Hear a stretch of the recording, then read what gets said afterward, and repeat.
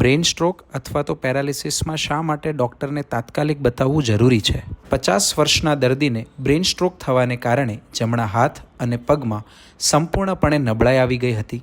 તેમનો ચહેરો પણ ત્રાંસો થઈ ગયો હતો અને તેમને બોલવામાં પણ ખૂબ જ તકલીફ પડતી હતી.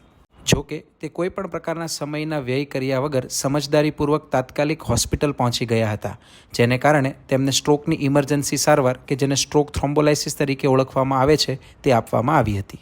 સ્ટ્રોક થ્રોમ્બોલાઇસિસમાં મગજને લોહી પહોંચાડતી રક્તવાહિનીમાં થયેલા બ્લડ ક્લોટને ઇન્જેક્શન દ્વારા તોડવામાં આવે છે અને આ સક્સેસફુલ સ્ટ્રોક થ્રોમ્બોલાઇસિસના પરિણામ માત્ર 6 થી 8 કલાકની અંદર જ આપણી નજર સામે છે. હવે દર્દી કોઈ પણ પ્રકારના સપોર્ટ વગર પોતાના હાથ અને પગને ઉપર કરી શકે છે. તે કોઈ પણ વ્યક્તિના સપોર્ટ વગર હવે તે જાતે ચાલી શકે છે.